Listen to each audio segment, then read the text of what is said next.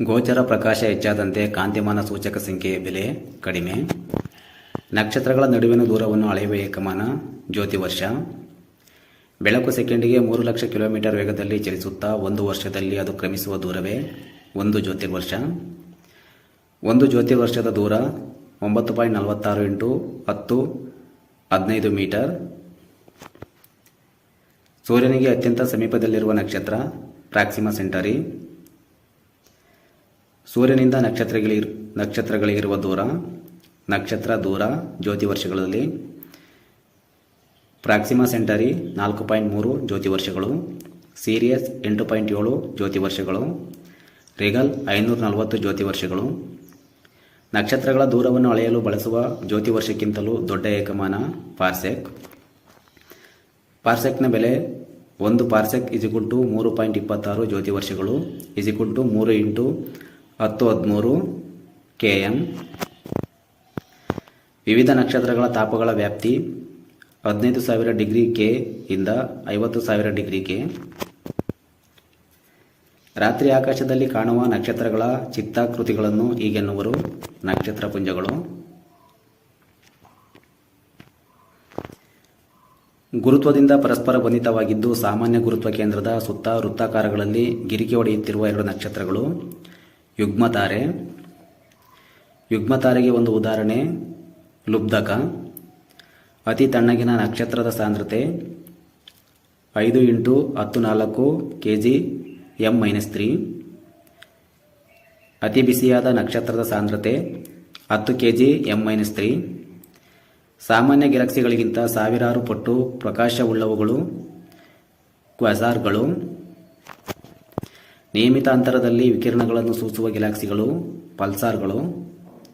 ಆಕಾಶಗಂಗೆಯ ಅಸಂಖ್ಯಾತ ನಕ್ಷತ್ರಗಳಿಂದಾಗಿದೆ ಎಂಬುದನ್ನು ತಿಳಿಸಿದವರು ಗ್ಯಾಲಿಲಿಯೋ. ಆಕಾಶಗಂಗೆಯ ವ್ಯಾಸ 1,00,000 ಜ್ಯೋತಿವರ್ಷಗಳು. ಕೇಂದ್ರದಲ್ಲಿ ಆಕಾಶಗಂಗೆಯ ದಪ್ಪ 6,000 ಜ್ಯೋತಿವರ್ಷಗಳು. ಸೂರ್ಯ ತನ್ನ ಕೇಂದ್ರದ ಸುತ್ತ ಎಷ್ಟು ಕಿಲೋಮೀಟರ್ ವೇಗದಲ್ಲಿ ಸುತ್ತುತ್ತಿದ್ದಾನೆ? 250 ಕಿಲೋಮೀಟರ್. ಸೂರ್ಯನು ಆಕಾಶಗಂಗೆಯ ಸುತ್ತಲೂ ತೆಗೆದುಕೊಳ್ಳುವ ಕಾಲಾವಧಿ 250 ಮಿಲಿಯನ್ ವರ್ಷಗಳು. ನಮ್ಮ ಗ್ಯಾಲಕ್ಸಿಯಲ್ಲಿರುವ ನಕ್ಷತ್ರಗಳ ಸಂಖ್ಯೆ 10/11.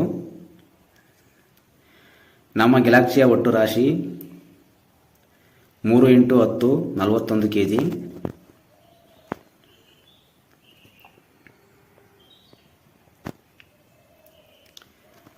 ರಾತ್ರಿ ಆಕಾಶದಲ್ಲಿ ನಕ್ಷತ್ರಗಳ ಜೊತೆಗೆ ದೂರದರ್ಶಕಗಳ ಮೂಲಕ ನೋಡಬಹುದಾದ ಹಲವು ಮುಸುಕು ಮೋಡಗಳಂಥ ಮಚ್ಚೆಗಳು ನಿಹಾರಿಕೆಗಳು. ನಿಹಾರಿಕೆಗಳು ನಮ್ಮ ಗ್ಯಾಲಕ್ಸಿಗಳ ತರಹವೇ ಇವೆ ಎಂದು ಸೂಚಿಸಿದವರು ಇಮ್ಯಾನುಲ್ ಕ್ಯಾಂಟ್.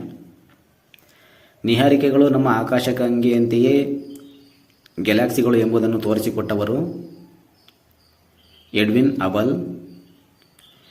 ಗ್ಯಾಲಕ್ಸಿಗಳನ್ನು 3 ವಿಧವಾಗಿ ವಿಂಗಡಿಸಿದವನು ಎಡ್ವಿನ್ ಹಬಲ್. ಗ್ಯಾಲಕ್ಸಿಗಳ ಚಲನೆಯನ್ನು ಅಧ್ಯಯನ ಮಾಡಲು ಈ ಪರಿಣಾಮವನ್ನು ಬಳಸುತ್ತಾರೆ: ಡಾಪ್ಲರ್ ಪರಿಣಾಮ. ಗ್ಯಾಲಕ್ಸಿಗಳ ಕೆಂಪು ಪಲ್ಲಟ ಅಳತೆಯ ಇದರ ಬಗ್ಗೆ ಮಾಹಿತಿ ಒದಗಿಸುತ್ತದೆ. ಗ್ಯಾಲಕ್ಸಿಗಳ ವೇಗಗಳ ಬಗ್ಗೆ. ವಿಶ್ವದ ಅಧ್ಯಯನಕ್ಕೆ ಹೀಗೆನ್ನುವರು: ವಿಶ್ವವಿಜ್ಞಾನ ಕಾಸ್ಮಾಲಜಿ. ನಕ್ಷತ್ರಗಳ ಹುಟ್ಟಿನಿಂದ ಸಾವಿನವರೆಗೆ ನಡೆಯುವ ಪ್ರಕ್ರಿಯೆಗಳಿಗೆ ಹೀಗೆನ್ನುವರು: ನಾಕ್ಷತ್ರಿಕ ವಿನ್ಯಾಸ. ನಕ್ಷತ್ರಗಳ ಉಗಮದ ಮೊದಲಲ್ಲಿ ಉಂಟಾಗುವ ಸ್ಥಿತಿ ಆದಿ ನಕ್ಷತ್ರ ಪ್ರೋಟೋಸ್ಟಾರ್.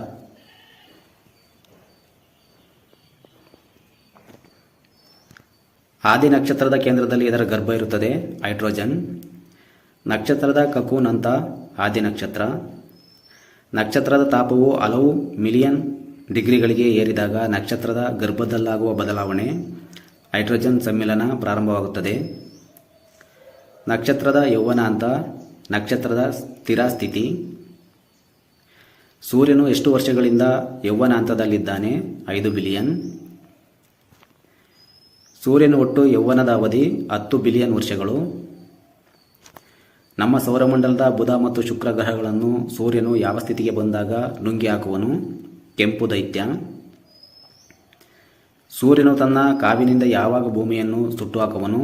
ಕೆಂಪು ದೈತ್ಯ ಸ್ಥಿತಿಗೆ ಬಂದಾಗ.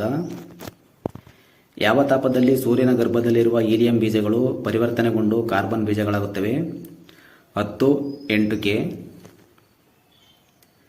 ಕೆಂಪು ದೈತ್ಯದ ಉಬ್ಬಿದ ಹೊರಪದರ ಕಳಚಿಕೊಂಡು ದೂರಕ್ಕೆ ಎಸೆಯಲ್ಪಟ್ಟಾಗ ಉಂಟಾದ ಹೈಡ್ರೋಜನ್ನಿನ ಮೋಡ ಗ್ರಹೀಯ ನಿಯಾರಿಕೆ.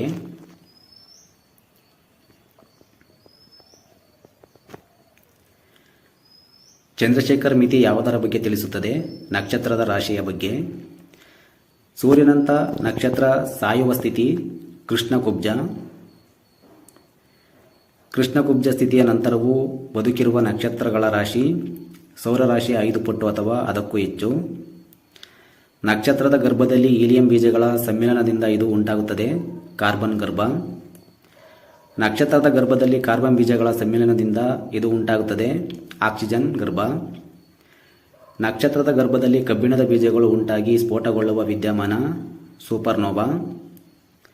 1054ರಲ್ಲಿ ಘಟಿಸಿದ ಸೂಪರ್ನೋವಾ ಯಾವ ರಾಶಿಯಲ್ಲಿ ನಿಹಾರಿಕೆಯ ರೂಪದಲ್ಲಿ ಕಾಣಿಸುತ್ತದೆ? ವೃಷಭ. 1572ರಲ್ಲಿ ಘಟಿಸಿದ ಸೂಪರ್ನೋವಾವನ್ನು ಹೀಗೆನ್ನುತ್ತಾರೆ, ಟೈಕೋ ನಕ್ಷತ್ರ. 1604ರಲ್ಲಿ ಘಟಿಸಿದ ಸೂಪರ್ನೋವಾವನ್ನು ಹೀಗೆನ್ನುತ್ತಾರೆ, ಕೆಪ್ಲರನ ನಕ್ಷತ್ರ.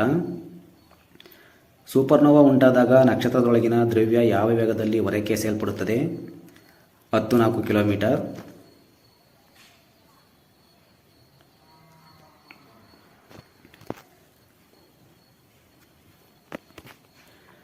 ಸೂಪರ್ನೋವಾ ಘಟನೆಯಲ್ಲಿ ಹೊರಕ್ಕೆಸೆದ ಪದಾರ್ಥ ಮೊದಲು ಯಾವ ರೀತಿ ಕಾಣಿಸುತ್ತದೆ? ನಿಹಾರಿಕೆಯಂತೆ. ಸೂರ್ಯನಿಗಿಂತ 30 ಪಟ್ಟು ಅಧಿಕ ರಾಶಿಯುಳ್ಳ ನಕ್ಷತ್ರಗಳು ಸಾಯುವ ಹಂತ ಕಪ್ಪು ಕುಳಿ, ಬ್ಲಾಕ್ ಹೋಲ್. ಸೂಪರ್ನೋವಾದ ನಂತರ ಉಳಿದುಕೊಳ್ಳುವ ನಕ್ಷತ್ರಗಳು ಈಗೆನ್ನವರು ನ್ಯೂಟ್ರಾನ್ ನಕ್ಷತ್ರ. ಹೊಸ ನಕ್ಷತ್ರಗಳ ಉಗಮಕ್ಕೆ ಬೇಕಾದ ಕಚ್ಚಾ ವಸ್ತುಗಳನ್ನು ಒದಗಿಸುವಂಥದ್ದು ಸೂಪರ್ನೋವಾ. ವಿವಿಧ ಗ್ಯಾಲಕ್ಸಿಗಳ ಕೆಂಪು ಪಲ್ಲಟವನ್ನು ವ್ಯವಸ್ಥಿತವಾಗಿ ಅಧ್ಯಯನ ಮಾಡಿದವರು ಎಡ್ವಿನ್ ಹಬಲ್. ವಿಶ್ವದ ಹಿಗ್ಗುವಿಕೆಗೆ ನಾಂದಿಯಾದ ಭೀಷಣ ಸ್ಫೋಟ ಮಹಾಸ್ಫೋಟ ಬಿಗ್ ಬ್ಯಾಂಗ್. ಭೂಮಿಯಿಂದ ಸೂರ್ಯನಿಗಿರುವ ಸರಿಸುಮಾರು ದೂರ 1.5 × 10⁸ ಕಿಲೋಮೀಟರ್. ಸೂರ್ಯನ ರಾಶಿ 2 × 1030 kg. ಸೂರ್ಯನ ಮೇಲ್ಮೈ ತಾಪ 6000 ಕೆ. ಸೂರ್ಯನ ಎಲ್ಲ ದಿಕ್ಕುಗಳಲ್ಲಿ ಪ್ರತಿ ಸೆಕೆಂಡಿಗೆ ಹೊಮ್ಮಿಸುವ ಶಕ್ತಿ 3.98 × 1036 W. ಈ ವಿಡಿಯೋ ನಿಮಗೆ ಹೆಲ್ಪ್ ಆಗಿದ್ರೆ ಲೈಕ್ ಮಾಡಿ, ನಿಮ್ಮ ಫ್ರೆಂಡ್ಸ್ ಜೊತೆ ಶೇರ್ ಮಾಡಿ. ಇನ್ನಷ್ಟು ಕಾಂಪಿಟೇಟಿವ್ ಎಕ್ಸಾಮ್ಸ್ ವಿಡಿಯೋ ಬೇಕಾದರೆ ನಮ್ಮ ಚಾನಲ್ ಸಬ್ಸ್ಕ್ರೈಬ್ ಮಾಡಿ.